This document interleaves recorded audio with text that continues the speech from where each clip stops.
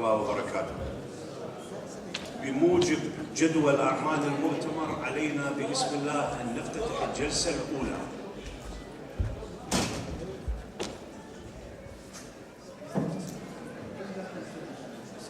اسمحوا لي في بدايتها أن أخذ دقيقة أو دقيقتين لأرحب بكم جميعا باسم رئيس الجامعة وباسم عميد الكلية وباسم زملائي أعضاء هيئة التدريس وباسمي شخصيا. أرحب بكم وأتمنى لكم طيب الإقامة، وأتمنى لكم مؤتمرا ناجحا، وأتمنى لكم رحلة موفقة. مؤتمرات الأعمال وسياحة مؤتمرات الأعمال نمط رئيسي ومهم من أنماط السياحة. نحن نستزيد علما ونستزيد ترويحا إن شاء الله. مرحبا بكم. قيل الكثير بالعربية للترحاب بحضور هذا المؤتمر الجميل. سأختصر ترحابي العربي فأقول ما قال الشاعر العربي: يا ضيفنا لو زرتنا لوجدتنا نحن ضيوف وأنت رب المنزل. And I will turn to English for the benefit of our non-Arabic speakers. And I would say again, I welcome you on behalf of the university president, the dean of our college, and my colleagues, the academic staff members, and in my name, I welcome you and wish you a happy stay here at Al-Zaytuna. And I would like to say that the welcoming note coming from Zaytuna is only metaphoric. It is symbolic, for the welcome is from the whole of this great country, the Hashemite Kingdom of Jordan, from Munqais in the north, all the way along the valley and the river Jordan to the south, on the shores of Aqaba, passing through Jarash, the city of 1,000 pillars, and cruising through the forests of Jarash and Ajloon mountains, all the way to the shores of the Dead Sea, then stopping at Al-Dhana Natural Reserve, where the biological environment exhibits itself in a very vivid and diverse form, then to Petra, one of the modern and contemporary wonders of the world. At Aqaba we turn back north to go through Wadi Ram, a gift from Allah. It combines with the legacy of our ancestors to give this country a vivid and special touristic heritage. Wadi Ram is a replica, a rare replica of the Grand Canyon of the United States. A smaller one, yes, but it is a natural replica. Before we stop again at Al-Zaytuna, we have to go through Amman, the great city of Amman. We have to stop at the amphitheater, the Roman amphitheater, and go through the souks of Amman to see the history, the culture, the heritage, and the contemporary spirit of the city. Coming back to Al-Zaytuna, which again is metaphoric and symbolic. It is a mirror reflecting the welcome from the whole Jordan. I welcome you again, and would like to add that one of the definitions of hospitality is to make your guest feels he is at home. Therefore, I will go again to the Arabic poet who says, "Oh, dear guest, if you come to visit us, you will see that you are the host and we are your guests." يا ضيفنا لو زرتنا لوجدتنا نحن ضيوف وأنت رب المنزل، والسلام عليكم ورحمة الله وبركاته.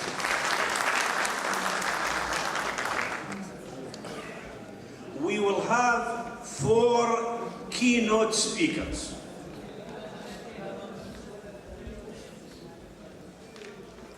ممكن الباب تغلق رجاءً.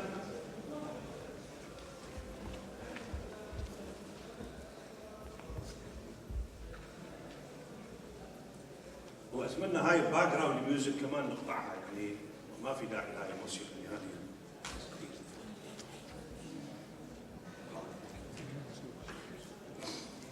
We will have 4 keynote speakers. Maybe they are too many keynote speakers, but each one of them will tackle a specific facet of the theme of the conference, the human capital in a knowledge economy, a knowledge society. Each one of them will tackle a specific, particular facet of this great, huge, wide subject.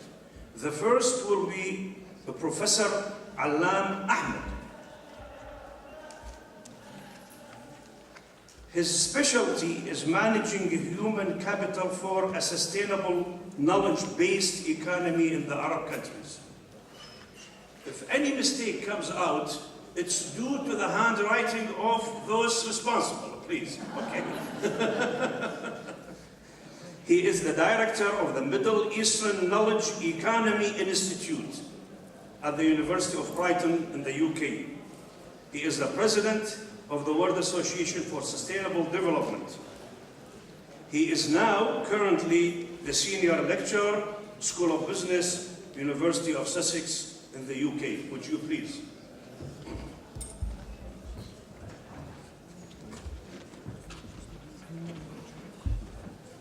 Thank you very much.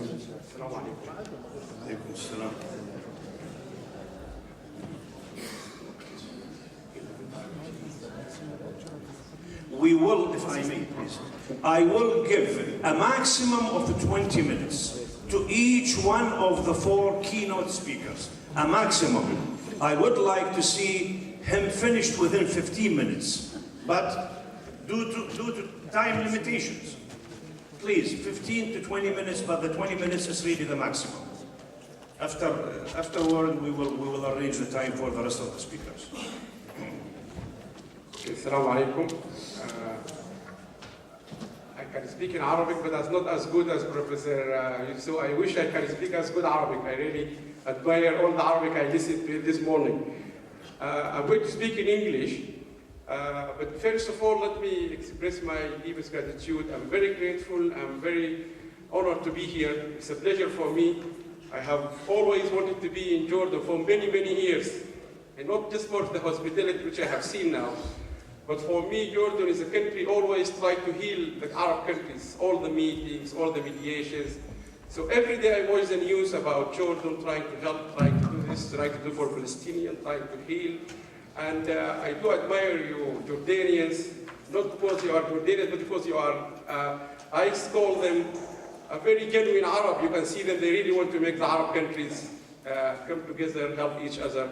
So I'm very pleased to be here. I am very unfortunate not going to be spending too much time. Tomorrow I have to leave, which is a shame for me. But I promise I will come back for a long time. I just want to say a few things. I can speak in Arabic, so if anyone not understanding anything of my English, I am quite happy to explain it in Arabic, but do not expect very good Arabic. 2 things. I work for the University of Sussex and Brighton, the Middle Eastern Knowledge Economy Institute. I will not talk too much about it, but I have brought some leaflets which you will find them outside. And you can browse our website, and we are very happy and we are very keen to collaborate and involve with all Arab countries, all universities, research, and also non-Arab countries who are interested in the work we do. We do MBAs in knowledge management. And I think the first one we have done in the United Kingdom, knowledge management, MBA, knowledge and innovation management, and so on. So please, feel free, you have all, and I also have my business card, and I always say to people, business cards are not to stay in pockets, but to be distributed to people, so you can create networking. For me, conference is about networking, not about the proceeding. The proceeding is easy to take home, But the networking, you cannot get it until you be here. And just give you two proof. Professor Yassin was sitting next to me, and then he said to me, I wrote a chapter in your book long time ago. And I said, which book? He said to me, one of the books you did about British excellence in the Middle East many years ago. That's about networking. I didn't know him before. And the professor sitting there from King Fahd, he introduced himself. He said, I written a chapter or a paper in one of the journals you edit. I said, which paper? And then he reminded me of a paper maybe 10 years ago. So this is all about networking. So I now have to see him now. So networking is very, very important. And please spread your business card, because that's where you really know people in these conferences. The title of my presentation is Managing Human Capital for a Sustainable Knowledge Economy in Arab countries. Because from my point of view, if it is not going to be sustainable, it's not going to be useful. And the sustainability issue is critical in what we're going to discuss in the next 4 or 5 days. And one thing to start with is, many years ago, when I said this in Abu Dhabi TV quoted this exactly like this in Arabic. He said, مفهوم التنمية المستدامة غام على أكتاف أيادي عربية، ولكن أكثر الدول متأخرة في التنمية المستدامة هي الدول العربية. I have that video. I can show it to you from Abu Dhabi TV. I will say it in English. One of the international concepts, which is now in the era of the globalization, everyone is talking about sustainable development. This is one of the concepts agreed internationally by the United Nations, is based on Arabs. Arabs contributed to this concept many years ago. And if you go back to the United Nations Sustainable Development Forum or website, you will find that the chairman of that committee, which established the very famous Brundtland report, she was the Prime Minister of Norway, if you know her, Bro Brenda, the lady who led the report. The vice president of that report at that time were the Sudanese, Dr. Mansour Khalid. And the countries which sponsored the work of the United Nations at the time were Kuwait, Saudi Arabia, and Oman. And in the committees, you will find people from Saudi Arabia, Kuwait, and people from Jordan, and so on. So if the vice chairman of the report, which is now the main focus of the whole world in sustainable development, is written by Arabs.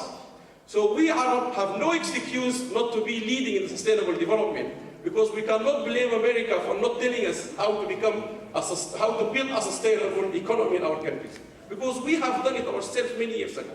So that's very important. My discussion will be about, I'm going to talk about the concepts and how to this human capital role in achieving a sustainable knowledge economy. I will have to speak a little bit about knowledge management, because I realize in many countries, not only in the Arab countries, people are still confused about what do we mean by knowledge management. You say knowledge management, they will say to you IT. And let me start by saying knowledge management is not information technology. And knowledge management is not information systems. So these are all things I would like to start with. The data I'm going to be using is all published and all available. You can look at it from the World Bank, United Nations Development Programs, World Health Organizations, UN, Global Competitiveness Report, and so on. But as you will see, I'm sure those who have done work before, there is many gaps in the data about Arab countries. So you look to countries like Saudi Arabia or maybe Egypt or whatever it is, you will find that it's, for example, knowledge economy index. You will find statistic available from 2007-8, then you come to 9 is dots. And dots mean there is no data.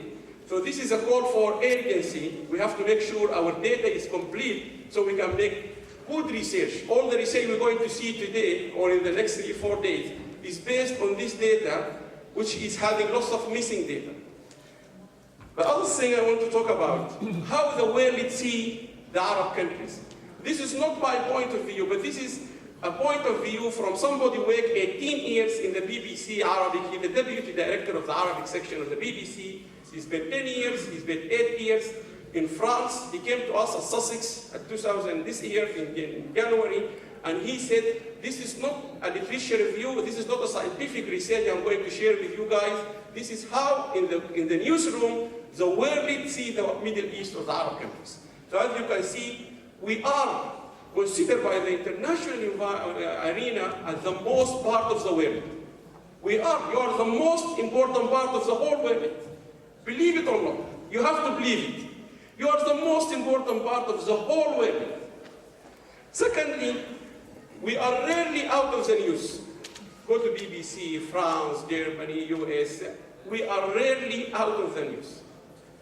Not just the Palestine historic issue related to the Arab, but we are always in the media.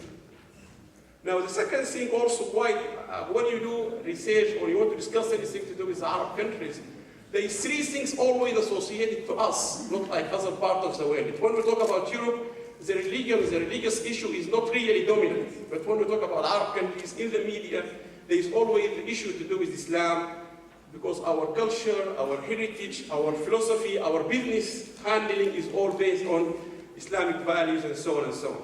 The second thing is also there is always a dominant discussion about association between the Arab countries and the role of the US in the region. And the third thing is right, is in the dominant discussion whenever we talk about the region. The other thing is, we produce the majority of the oil in the whole planet. I don't know if you know that. Saudi Arabia, Abu Dhabi, and so on. There is huge oil produced in this region, but at the same time, we do have very poor countries in this region, with a very distinct feature of the region. Another thing also, we all in the Arab countries have aspirations to become very good, to become like the UK, like Sweden. When I go to Abu Dhabi, senior people, sheikhs, all they say to me, Alam, we want to be one of the best 5 countries in the world. And I say to them, if you want to be the best country in 30 years, or by 2030, if we just, on top of my head, if you just count US, UK, Australia, New Zealand, Finland, if you're going to be one of these, you're going to knock many people out. You're going to knock Germany, France, and so on. So many advanced of ACD's countries, Japan, and so on. So that's the good thing. There is a huge inspiration in all Arab countries, Egypt, Sudan, Saudi Arabia, Kuwait. I have been in Kuwait recently, to become or to improve what we, our living situation, improving our human capital, improving our everything we do. Environment. Abu Dhabi is taking the environmental issue very seriously. Egypt, every country is taking these issues very seriously. Now, there is another issue also. We want to do something for our young generations. This is, by the way, it's not a political discussion, it's true. I have sat down with many ministers in Sudan, in Abu Dhabi, in Kuwait. Everyone is want to do something genuinely for these young generations. And I think this is important everywhere. But I would like to quote one thing by His Excellency Prince Saud, the Minister of Foreign Affairs for Saudi Arabia. He was interviewed in London by the BBC, and that exactly I found is the best quote to tell about change in the Arab countries. They said to him, the US wants you to change the curriculum, your curriculum in the universities, schools, it needs to be changed, to be modernized, and so on and so on. And I remember he replied to the BBC interview, said to him, yes, we agree, we have to change. But change takes time. And in the Arab countries, it takes very long time. That's the fact, we have to deal with it. We need to change, we all agree, it takes a long time, we have to accept it. But we have to do it. And so on, and so forth.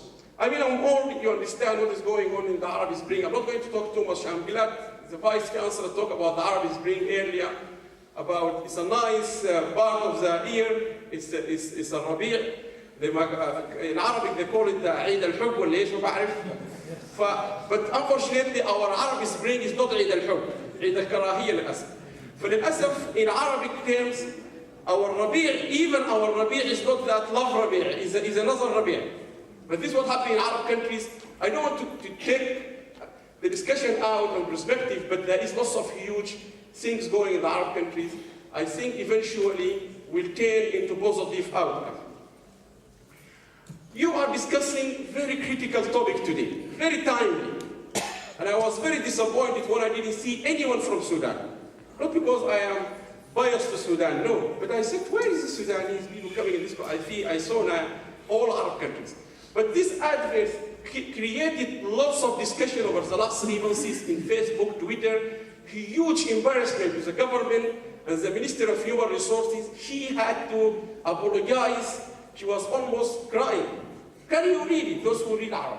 And it's not anything you like. Why do you think it causes so much embarrassment to the Ministry of Human Resources? Yes? Because it has specified The sex, okay. Anyone else very offended by this? It's racist. It's racist. I said to one when I was in London, and I was talking to somebody, I said to him, if Obama's girls are there, they will not be qualified for this job because they are dark skinned. So you see, we have moved quite a long time. We moved, there's a big shift in equality, humans, women's rights, and so on. And we come back in 2013, and we advertised for a job looking for beautiful girls, should not be dark skinned. So my daughter cannot join this. This is can tell you about the contradiction we have in the Arab countries. You are discussing an advanced level of human capital, and you can see in the same 2 months ago, this is what is being advocated. The minister has to apologize. But again, if you look at the pictures, you have to send pictures, you have to tell them, actually they're looking for a pretty girl. It has to be white color. Am I right? But they fail to say it that way. Let me just show you one thing here. I think it will work before we try. It's a small video. Das hier ist mein Sektor. Das hier ist das wichtigste Gerät des Hilfsberechner. Das ist das Überlebensradar.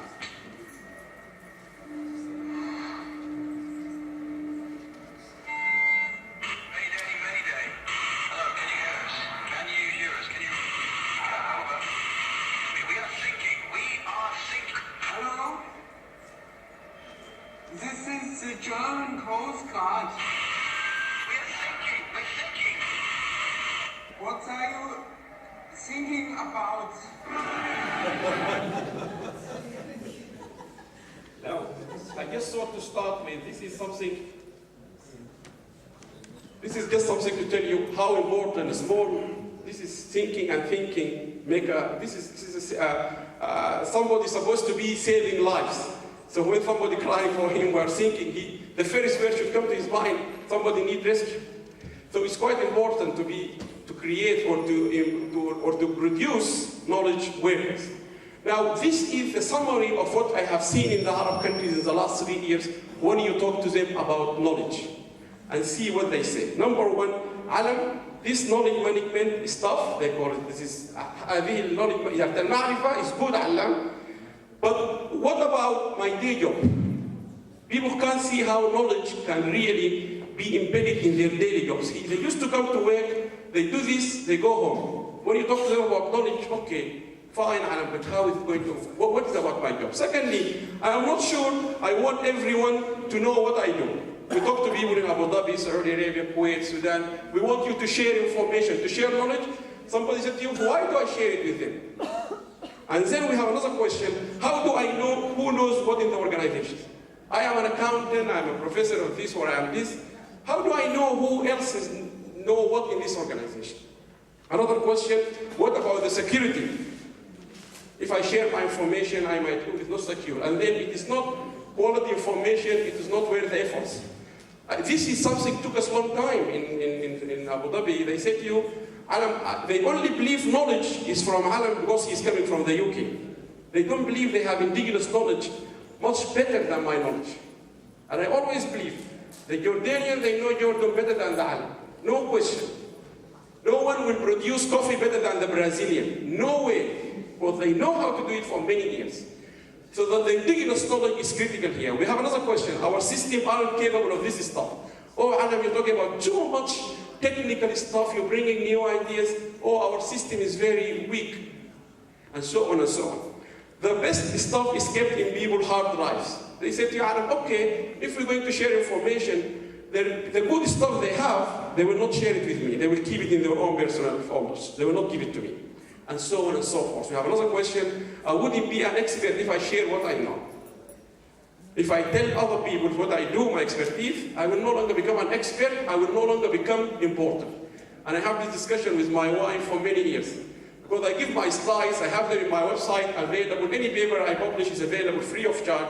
And she keeps saying to me, Alam, why do you give your slides? Particularly when you go for executive program. I said to her, yes. Because you can take my slides, you can use them, you are academically knowledgeable to use them, but you will never deliver them the way I deliver them. No question. You can use my slides, you can use my knowledge, but it's still, no matter how I transfer to you, you're not going to. So there's so many questions we have. Now, so what is knowledge? People said knowledge or knowledge management is always a confusing subject and it's technical. It's not technical. And because of the time, and I know the chair, you already warned us of the 15 minutes, I will try to skip this and I see if I can manage without going through all of them quickly. Knowledge, to understand knowledge, you need to understand three things. We have something we call it data. Data is figures, graphs, charts, whatever it is, we call it data. أو بيانات بالعربي. هذه الداتا, this data, if you organize it, for example, you put the figures together, you put the graphs together, you put the maps together, it will change or it will transform from data into information. Tables of the students' performance in marketing subjects.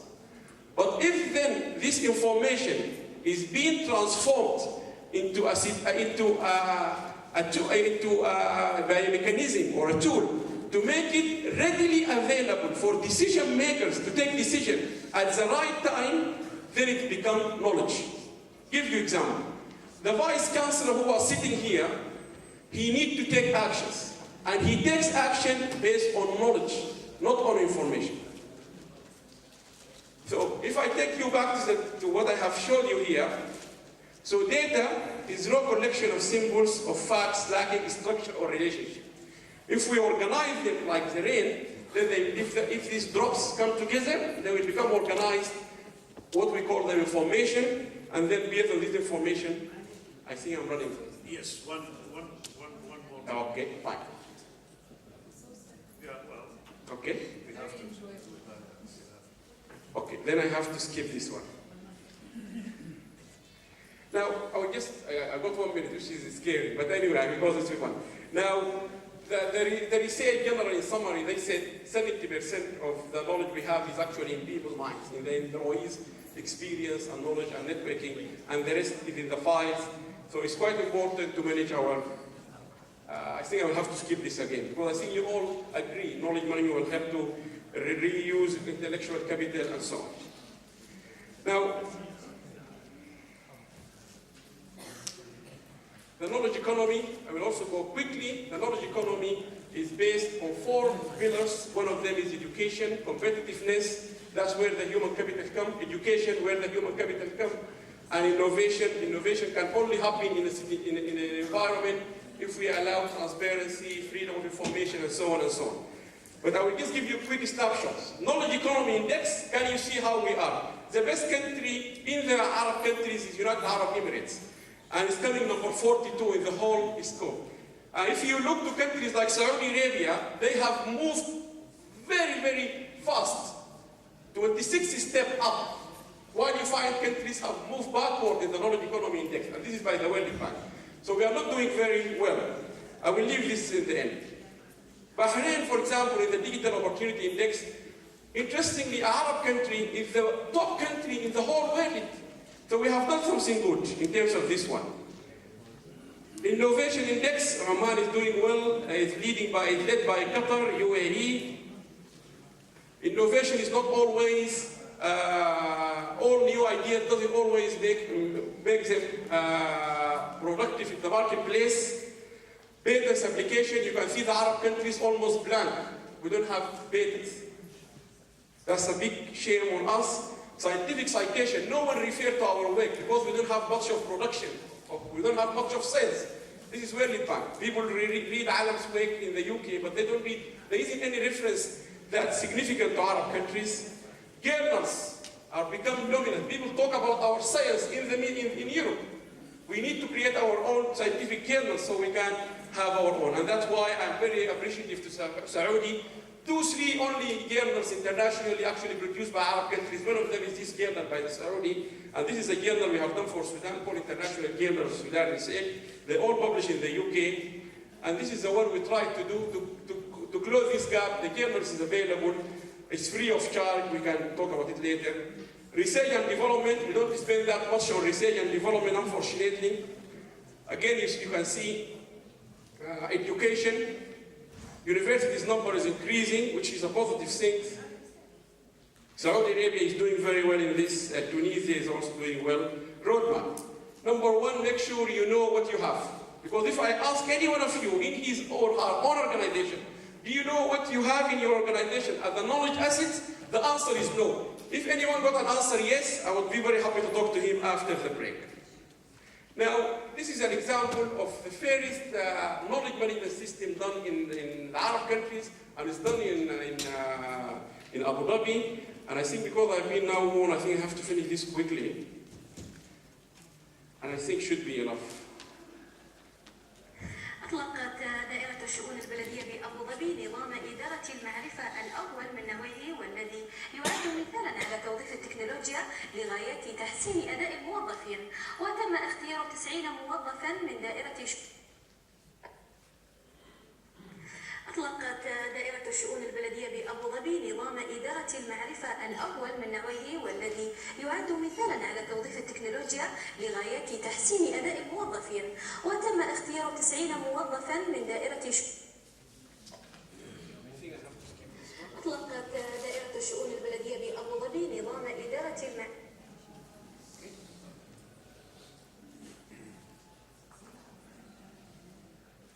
Just to summarize,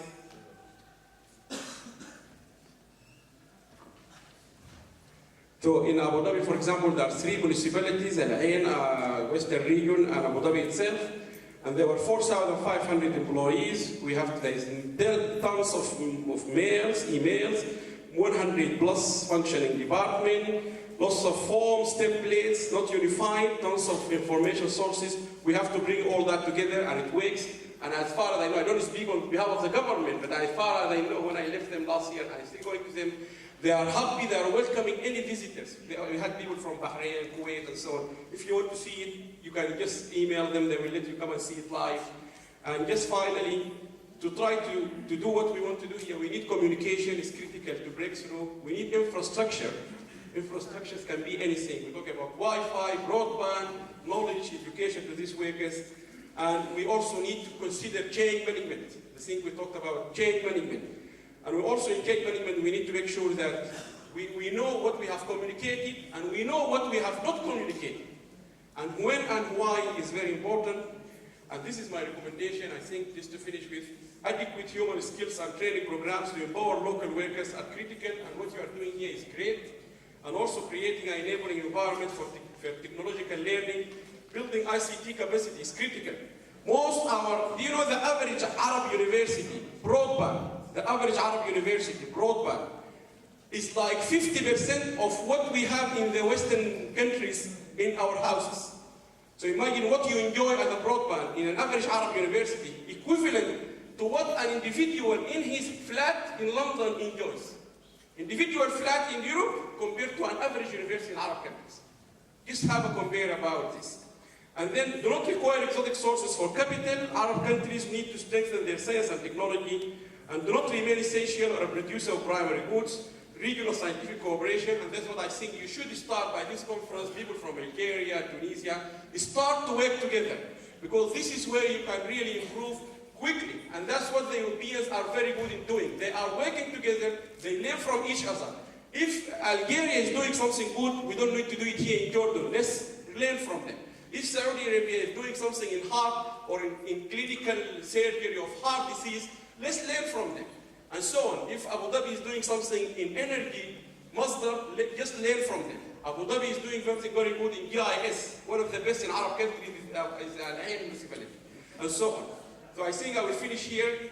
And I'm really sorry about taking too much of this. I think if you have a question at the end of, I don't know when you will. Later on. Maybe later on. Yeah. Thank you so much. Thank you.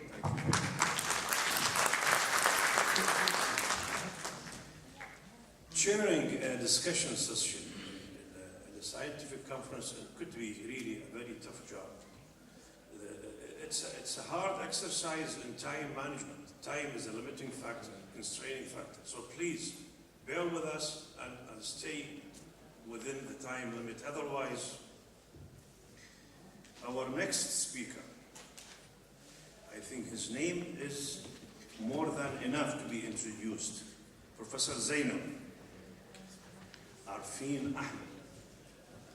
There is so much information here. A man is an expert in his field of sciences. He is a member of the Academy of Management in the USA. He is a member of the Malaysian Institute of Management. He is an expert and a member of a working group for the humanities and the social sciences. He has 24 years of university teaching. Please, Professor Zainal, it's your turn now.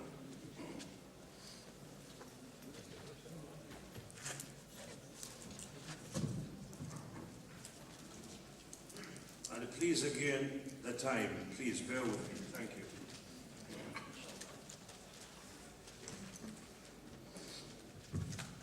Bismillahirrahmanirrahim. Assalamualaikum warahmatullahi wabarakatuh. Salam sejahtera, greetings from Malaysia. And I am very proud that the spirit of this conference aligns very well with the spirit of the Malaysia, in the sense that the whole idea of this conference is knowledge sharing. And we hope that the challenge that Prof. Ahmad projected just now, to try to get knowledge sharing or knowledge management across the Arab nations, we are having the same kind of challenges in only 13 states in one nation. So I hope that by sharing this information with you, you can maybe learn from it, wherever it's applicable, on how to do it at a country level. And by all means, all of this information is available on the internet. You can download and you are welcome to use it. With that, Mr. Chairman, thank you again for the introduction.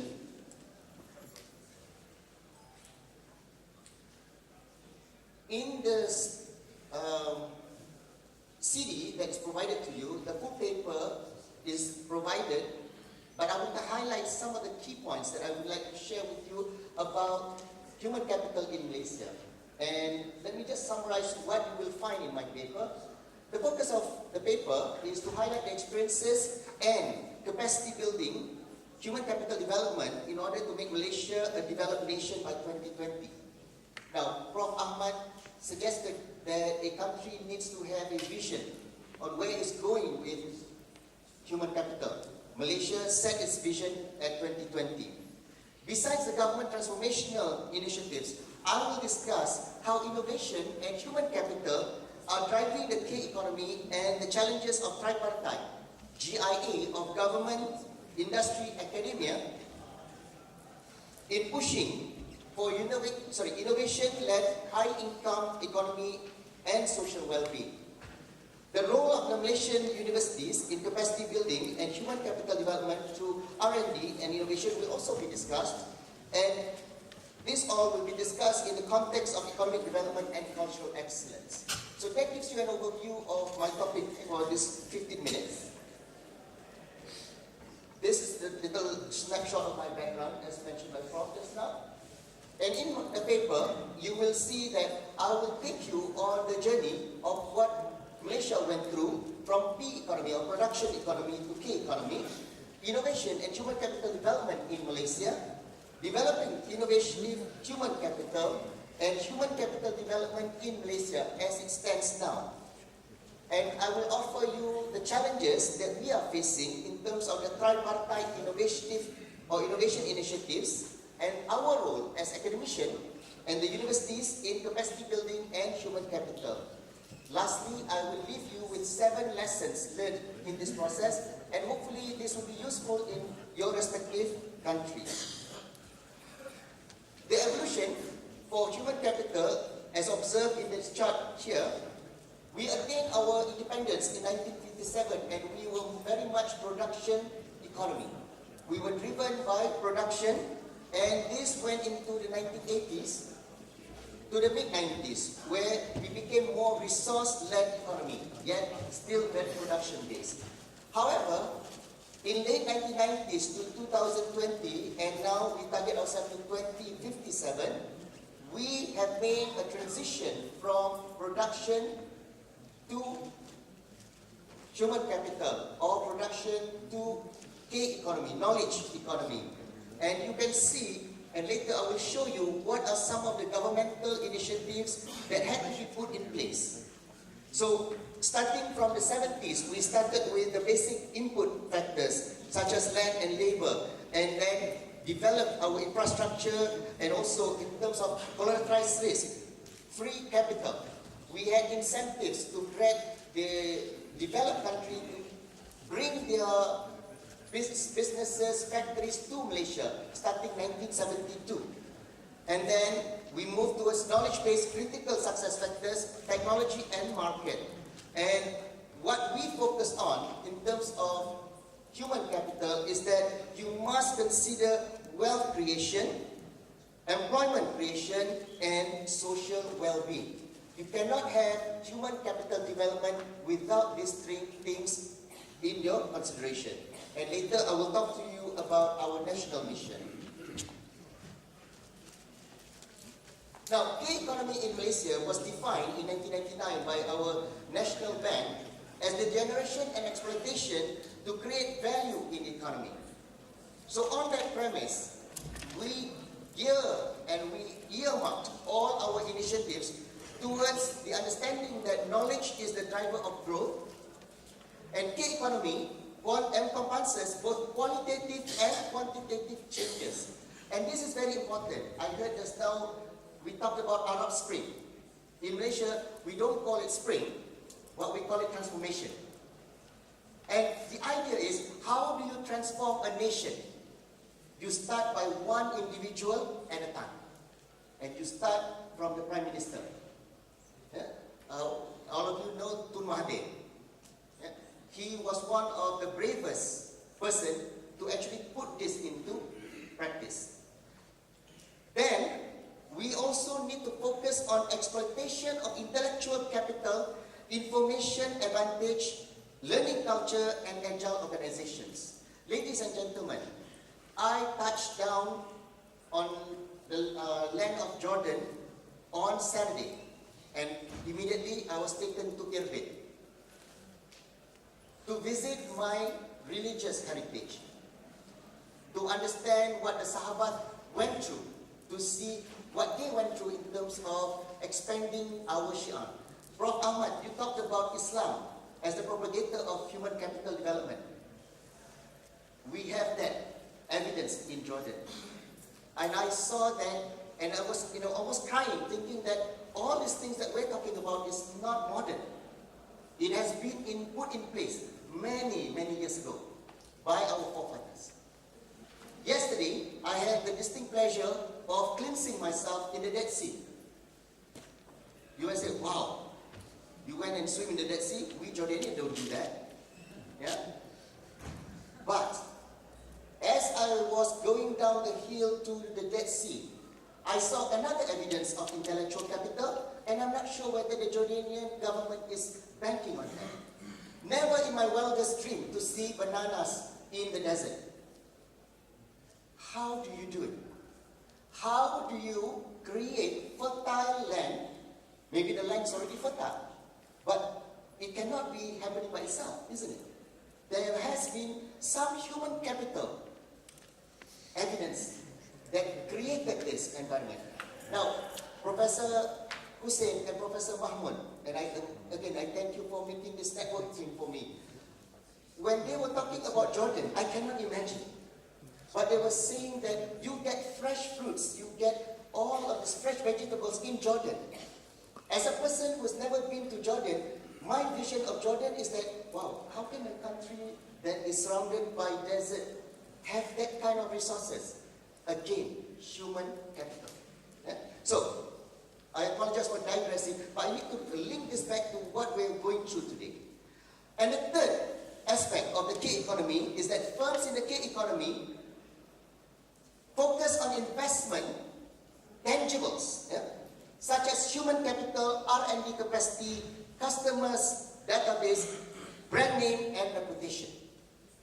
And as I look to what I see around Jordan, around Amman, we have evidence of that. We in Malaysia, and again, my goal here is to share with you what we went through. deliberately in the year 2007 developed a national innovation model towards developing our human capital. And in that national innovation model, there were 9 recommendations that was presented to the government in terms of transformation. And this was very difficult to do. The first transformation is to have innovation-led economy driven by domestic private enterprise. As you know, how do you get the cooperation of the private enterprise in building the nation? Because they are profit-driven. What is the value of getting us involved? You know, we're here to make money. So how do you make them aligned to the national mission? Secondly, market-driven innovation, focusing on short to medium opportunities, and technology-driven innovation, focusing on medium to long-term benefits. We have to garner the collaboration between government, industry, and academia when we talk about human capital development. We cannot do it alone, and I will highlight this later. Government research in basic science, supply side, and private sector drives market-driven innovation on the demand side. As I mentioned earlier, the government had to make certain policies, certain changes, and some of them are not kind to us, academicians. Yeah? In terms of grants, we have our specific areas that we are interested to study. But the government said, no, if you are not in the area that we have identified as critical success areas, we will not fund you. Then, we talk about technology. In terms of technology acquisition, technology development, and IP patents. And Prof. Ahmad, I saw your picture just now about IP and also patents. Malaysia, we didn't have any. We have always been a technology user. Now, we are encouraging our people to develop patents. Any research that is done in Malaysia must lead towards patenting.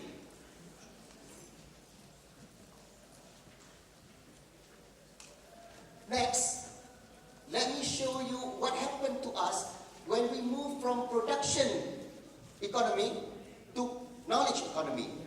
In terms of the economic sectors, you notice that we moved from focusing on our manufacturing, agricultural, construction, mining, and service sectors. In the early days, 67% of our GDP was driven by manufacturing. Now, only 29%. Because we focus more on knowledge-based or K-based sectors. Factor of production, land, labor, and capital. Now it's intellectual capital, knowledge, and increasing return to scale. Organized structure, from hierarchical, now we're talking about networking and horizontal. And the list goes on. You can look at it in my paper. The focus is that, as I mentioned earlier, there needs to be some deliberate transformation. Next. This is available on the net. If you are interested to find out what we did as a nation. The transformation programs comes in 2 versions. One is the government transformation program, which has 3 phases, GTP 1, GTP 2, thank you, and GTP 3. We are now in the phase of GTP 2, preparing for GTP 3. And we have 7 national key results areas. And you will find that in order to create human capital, we have to address the following issues. Address the rising cost of living, reduce crime, fight corruption, improve student outcomes. And I'll highlight this because this is critical. Raising living standards of low-income households, improving rural basic infrastructure. Now every village has access to internet.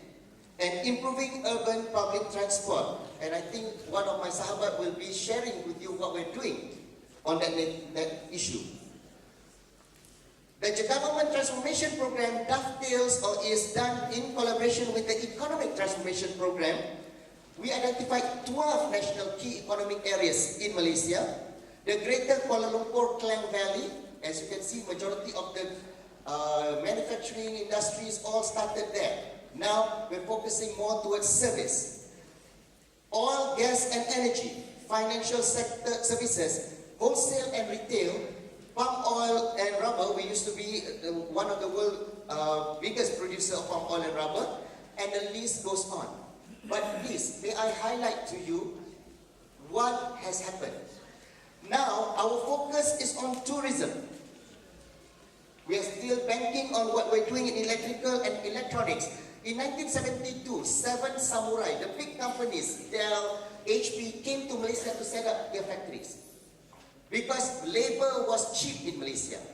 Now, we only accept companies that want to have R&D in Malaysia. We're not production. Now all production has run away to China, has run away to where labor is cheaper. Yeah? We are now not using the brawn, we are using the brain.